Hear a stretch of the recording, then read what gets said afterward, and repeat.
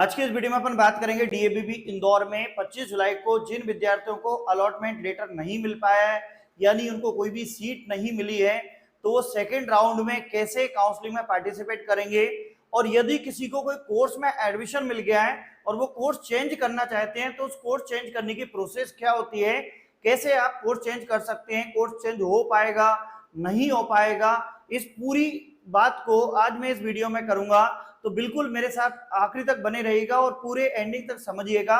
एक एक पॉइंट को मेरे को समझाना है तो मेरे को समय तो लगेगा, तो इसी बात को लेके चलें। क्योंकि कई बच्चे मेरे को, जब मैंने वीडियो बनाया तो मुझे वो कमेंट्स कर रहे हैं कि सर मेरे को चेंज कैसा होगा, मेरे को इस कोर्स में नहीं चाहिए था, तो वो चेंज होगा तो कैसे होगा, उस पूरी कंप्लीट इंफॉर्मेशन को अपन करेंगे।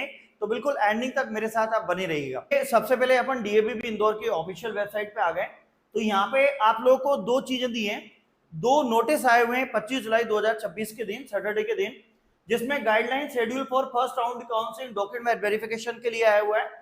पहले तो इन दोनों को बिल्कुल अच्छे से पढ़ लीजिएगा। तो यहाँ पे जो मैं अब अगर कोई बच्चे को चेंज करना है, कोर्स चेंज करना है, या पहली बार में रजिस्ट्रेशन नहीं करा उसी की बात कर रहे हैं, तो आपको कोर्स कैसे चेंज होगा इसकी प्रोसेस देखिए। तो यहाँ सब कुछ यहाँ पे उन्होंने लिखा हुआ है, ये कॉन्टेक्ट नंबर भी दिए हैं, आप इनसे कॉन्टेक्ट भी कर सकते हैं वर्किंग डे में, वर्किंग टाइम में, संडे आज मत करिएगा। तो यहाँ पे प्रोग्राम वगैरह दिए हुए हैं।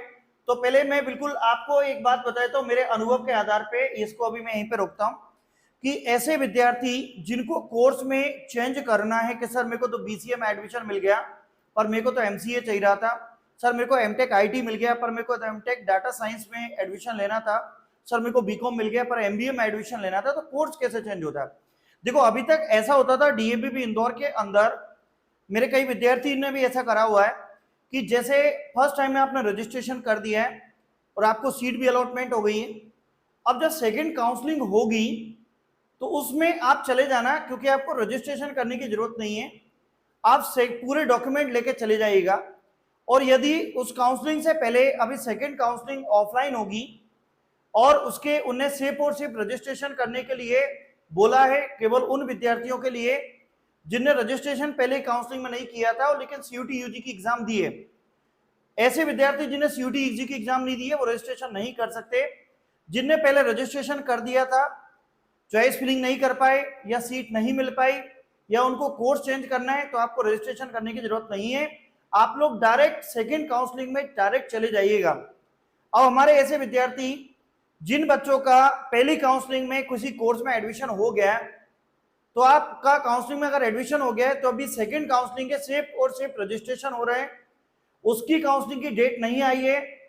अगर उससे पहले आपके डॉक्यूमेंट वेरिफिकेशन होते हैं, फीस सबमिशन का बोलते हैं, तो आप बिल्कुल करा लीजिएगा, क्योंकि एक ही यूनिवर्सिटी है तो सब्जेक्ट चेंज हो जाएगा।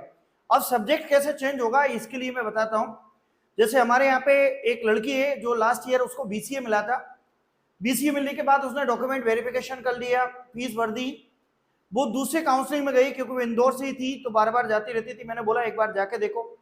तो जैसे ही वो गई तो वहां से उसका कॉल आया मेरे पास कि सर मेरी जितनी रैंक है उस रैंक पे मेरे को दूसरी काउंसलिंग में एमसीए में एडमिशन मिल रहा है, तो उसने एमसीए में एडमिशन ले लिया। फिर उसके बाद उसी काउंसलिंग में वो दूसरे अगले दिन गई तो बोल सर मेरे को एमटेक में भी एडमिशन मिल रहा है, तो एमटेक में भी ले लेना। तो आप जब काउंसलिंग में जाएंगे तो आपके पास आपका अलॉटमेंट लेटर है, आपको सब्जेक्ट मिल गया है, और काउंसलिंग में आपको अगर लग रहा है कि मेरा सब्जेक्ट चेंज करना है, तो वहां पे एक स्क्रीन चलती रहती है, उस स्क्रीन में ऐसा लिखा रहता है कि इस सब्जेक्ट में, जैसे एमटेक आईटी हो गया, तो एमटेक आईटी में अगर आपके पास इतनी सीट्स खाली हैं, उस रैंक के अंदर आ रहे हैं, तो उस रैंक के अंदर आप उसमें कैसे जाएंगे, इस चीज को मैं पूरे यहाँ पे बोर्ड के ऊपर आपको समझाता हूं। तो आपको एक बात मैं बोल देता हूं कि अगर आपको सब्जेक्ट चेंज करना है तो आपको काउंसलिंग में ऑफलाइन मोड में जाना पड़ेगा, और जाके कैसे क्या करना पड़ेगा उस चीज को यहाँ पे बोर्ड पे जरा देखिएगा 2 मिनट के लिए। अभी मैंने आपको बताया कि अगर आप किसी को सब्जेक्ट चेंज करना है और पहली बार में किसी बच्चे को यहाँ पे बीसीए अलॉट हो गया है, बीसीए मिल गया है, अब वो सोच रहा है कि मेरे को एमटेक में एडमिशन लेना है या एमसीए में एडमिशन लेना है। अब उसको बीसीए मिला था जब उसकी जो रैंक थी, और रैंक मान लीजिए उसकी 270 रैंक थी जिसपे उसको बीसीए मिल गया, तो ये फर्स्ट राउंड में उसको अलॉटमेंट हुआ है। बिल्कुल ध्यान से समझना, चेंज होता है, चेंज में ना कोई रजिस्ट्रेशन करना है आपको, बस वहां जाना पड़ेगा, समय देना पड़ेगा, चेंज हो जाते हैं सब्जेक्ट। हमारे कई बच्चों के हुए हैं तो आप यहाँ पे पहले बीसीए में रैंक मान लीजिए 270 थी, आप चले गए। अब सेकंड काउंसलिंग का आपको कोई रजिस्ट्रेशन नहीं करना है, सेकंड काउंसलिंग की डेट आएगी और यदि उससे पहले आपने डॉक्यूमेंट वेरिफिकेशन कर लिया, फीस सबमिट कर दी, तो वो एडजस्ट हो जाता है, उसकी कोई बड़ी बात नहीं है, सब्जेक्ट चेंज हो जाएगा। तो यहाँ पे आप मान लीजिए आप गए, अब वहां पे आपको एमटेक में एडमिशन लेना है किसी बच्चे को। अब वहां पे जब आप काउंसलिंग के लिए बैठोगे तो ऑफलाइन काउंसलिंग होगी। अब वहां पे पता चल रहा है आपके सामने स्क्रीन लगी रहेगी, उस स्क्रीन पे दिखते रहेगा कि एमटेक सीएस में आईटी में 10 सीट खाली है और 10 सीट खाली है, उसमें इसने इस रैंक से लेके 400 रैंक के बीच बीच वाले बच्चे आप आ सकते हैं, ऐसा बोला जाएगा वहां पे। तो आपको वहां पे बोला जाएगा कि जो जिन बच्चों की रैंक जो है ना 400 रैंक के अंदर अंदर है, वो काउंसलिंग के लिए एमटेक के लिए लाइन में लग जाएं या बुलाया जाएगा।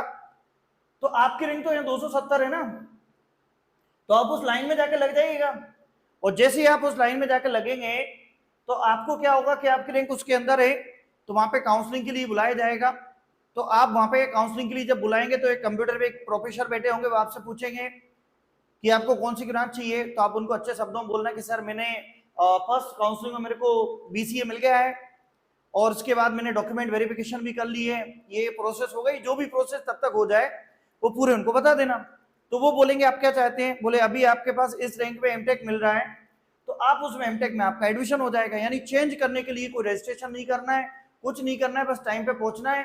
अब इसमें होता क्या है, गड़बड़ मामला ये है, यहाँ पे दिक्कत प्रॉब्लम ये है कि ऐसे विद्यार्थी जिनकी अच्छी रैंक भी है और वो समय पे नहीं पहुंच पाएंगे तो उनको नहीं मिल पाएगा, जो समय पे मेहनत करेगा उसको मिल जाएगा। तो आपको वहां से उस काउंसलिंग के द्वारा आपको एमटेक में एडमिशन मिल गया। मान लीजिए किसी बच्चे को एमटेक आईटी मिल गया, अब फिर भी किसी बच्चे को लग रहा है कि यार मेरे को एमटेक आईटी भी नहीं चाहिए, मैंने कोर्स तो ले लिया है, डॉक्यूमेंट भी ले लिया, फिर भी अगर आपको चेंज कराना है तो जो थर्ड काउंसलिंग होगी, तो थर्ड काउंसलिंग में क्या होगा, फिर आपको वहां पे आप जाइएगा, फिर वही बच्चे बैठे होंगे, आपकी रैंक अभी भी 270 है, मार्क्स आ गए होंगे, उससे आपने रैंक जनरेट कर ली है। तो फिर आप क्या करेंगे, उस थर्ड काउंसलिंग में जब जाएंगे तो वहां पे मान लीजिए किसी बच्चे को एमटेक डाटा साइंस में एडमिशन चाहिए, किसमें, डाटा साइंस में, डीए लिख देता हूं मैं सिंपल, इसको एडमिशन चाहिए डाटा साइंस के अंदर। अब वहां पे बोला जाएगा जब काउंसलिंग चलेगी तो वहां पे स्क्रीन पे फिर लिखा रहेगा कि जिन बच्चों के 10 से इतने 300 अंदर अंदर जिनकी रैंक है वो आ जाइए। तो आपकी रैंक अभी भी 270 है या इससे कम है, तो आपको बुलाएंगे। तो फिर आप लाइन में लग के जब जाएंगे तो फिर वही बोलेगा, फिर आप उनको बोलना कि फर्स्ट टाइम में मैंने बीसीए ले लिया था, सेकंड टाइम में मैंने एमटेक ले लिया है आईटी, और अब सेकंड थर्ड टाइम में मैं क्या, मेरे को एमटेक डाटा साइंस मिल सकता है क्या, तो वो वहां पे आपको दे देंगे। तो आपको सब्जेक्ट चेंज करने के लिए किसी भी बच्चे को कोई भी रजिस्ट्रेशन करने की जरूरत नहीं है, घबराने की जरूरत नहीं है। जब ऑफलाइन काउंसलिंग होगी तो आप वहां पे पूरे ओरिजिनल डॉक्यूमेंट लेके चले जाइएगा, ओरिजिनल डॉक्यूमेंट लेके जाइएगा, साथ में फीस भी आप ऑनलाइन रखिएगा। आप अपने मोबाइल में नहीं रख रहे हैं तो अपने पेरेंट्स को बोल के रखिएगा कि अगर मैं वहां पे एडमिशन होता है तो मैं बार कोड भेजूंगा या कोई नंबर भेजूंगा, तो आप उस पर ट्रांसफर कर दीजिएगा, ऐसी कुछ व्यवस्था करके रखिएगा। तो आपका सब्जेक्ट क्या हो जाएगा, चेंज हो जाएगा। तो टेंशन लेने की कोई जरूरत नहीं है सब्जेक्ट चेंज की। एक शब्द में एक बार मैं बोल रहा हूँ प्रोसेस, भैया देखो यार थोड़ा सा इंफॉर्मेशन देना है तो एंडिंग तक समय तो लगेगा। अब पहले सब्जेक्ट चेंज की बात कर रहे हैं, फिर अभी जिनको अलॉटमेंट नहीं हुआ उनके लिए बात करेंगे। तो सब्जेक्ट अगर आपको चेंज करना है तो कुछ नहीं, पहली बार में जो मिल गया सभी डॉक्यूमेंट लेके टाइम पे पहुंच जाना। सेकंड काउंसलिंग में ऑफलाइन मोड में, और सेकंड काउंसलिंग में ऐसा बोला जाएगा कि जिनकी रैंक 600 के अंदर अंदर है वो आ जाए। यदि आप उस रैंक के अंदर आता है तो आप उसमें चले जाइएगा, वहां स्क्रीन पे दिखते रहेगा कि कितनी सीट किस सब्जेक्ट में बाकी है। यदि आपको जैसे मान लीजिए बीसीए में एडमिशन मिल गया और आपको एमसीए चाहिए रहा है और एमसीए में सीट खाली है तो आपका एडमिशन हो जाएगा। तो सिंपल ये तरीका होता है और कोई तरीका नहीं है। तो ये मैंने आपको बोर्ड पे भी समझा दिया है, तरीके से बता भी दिया है। और इसके बाद में यहाँ से अभी इसके बाद यहाँ पे अपने पास ये डीबीबी के अंदर यहाँ पे जो सेकंड काउंसलिंग का अलॉटमेंट आया हुआ है, गाइडलाइन दी है, तो इसके अंदर ये प्रोग्राम दिए, आपको रजिस्ट्रेशन करने की जरूरत नहीं है। रजिस्ट्रेशन किनको करना पड़ेगा, जिन बच्चों ने पहली काउंसलिंग में रजिस्ट्रेशन नहीं करा और सीयूटी की यूजी की एग्जाम दिए। हाँ, यहाँ किसी बच्चे को अगर ग्रुप चेंज करना है, ग्रुप ए के अंदर कौन ग्रुप 5 ग्रुप होते हैं, A B C D E. Group A होता है पीजी के लिए, ग्रुप बी सी डी होते हैं। अब किसी बच्चे को मान लीजिए ग्रुप सी के ना लेके ग्रुप बी में जाना चाहता है तो हर एक ग्रुप का एक अलग रजिस्ट्रेशन होता है। तो आप रजिस्ट्रेशन करिएगा, अगर आपने ग्रुप चेंज करना है तो रजिस्ट्रेशन करना पड़ेगा। यदि आपने पहली काउंसलिंग में रजिस्ट्रेशन नहीं किया था, रजिस्ट्रेशन करा था, चॉइस फिलिंग नहीं करी थी, तो भी करने की जरूरत नहीं है, आप काउंसलिंग में पहुंच जाइएगा। काउंसलिंग में कब जाना है, इसकी डेट अभी ऑफिशियल वेबसाइट पे 1-2 दिन में जल्दी ही आ जाएगी। और इसके अंदर अपने पास यहाँ पे समझ पा रहे होंगे कि सब्जेक्ट कैसे चेंज कर पाएंगे, प्रोग्राम कैसे चेंज कर पाएंगे। रजिस्ट्रेशन करने की कोई जरूरत नहीं है, आप सीधे काउंसलिंग में चले जाइएगा। वहां काउंसलिंग में जाके अगर आप उस रैंक के अंदर आते हैं तो उसमें पार्टिसिपेट करिएगा। पार्टिसिपेट अगर उससे पहले डॉक्यूमेंट वेरिफिकेशन हो जाए तो भी कोई टेंशन नहीं है, क्योंकि डॉक्यूमेंट वेरिफिकेशन हो जाएंगे तो उसका एक प्रूफ मिलेगा, तो बार बार डॉक्यूमेंट वेरिफिकेशन नहीं करना पड़ेगा। रजिस्ट्रेशन एक बार कर दिया है तो वो भी नहीं करना पड़ेगा। दूसरी चीज यहाँ पे अभी सेकेंड काउंसलिंग के अंदर आपको जो गाइडलाइन आई है उसमें ये बोला गया है, यहाँ पे सिर्फ और सिर्फ आपको ग्रुप चेंज करना है तो रजिस्ट्रेशन करें, और कैंडिडेट के अंदर रजिस्ट्रेशन करना है। 25 से लेकर 28 तक आपका रजिस्ट्रेशन दिया है, और इसके पहले जो मैंने वीडियो बनाया था उसमें पूरी इंफॉर्मेशन दी थी कि कब से कब तक रजिस्ट्रेशन करना है, इसके अंदर कब काउंसलिंग होगी, क्या होगी, एक शेड्यूल आया था। तो शेड्यूल के अंदर यहाँ पे अब ये लिखा है करेक्शन विंडो भी ओपन है, तो ये आप सब चीजें यहाँ पे पूरी पूरी दी है। एक बार ये दोनों नोटिस को आप अच्छे से पढ़ लीजिएगा, जो फर्स्ट नंबर पे सेकंड पे। फर्स्ट नंबर नोटिस उन बच्चों के लिए अच्छा रहेगा जिनको सेकंड टाइम रजिस्ट्रेशन करना है, सेकंड काउंसलिंग में पार्टिसिपेट करना है, कोई रजिस्ट्रेशन नहीं करना है, कुछ नहीं करना है, एक डेट आएगी उस डेट पे आप पहुंच जाइएगा। इसके बाद में यहाँ पे गाइडलाइन दी है फर्स्ट राउंड काउंसलिंग के लिए।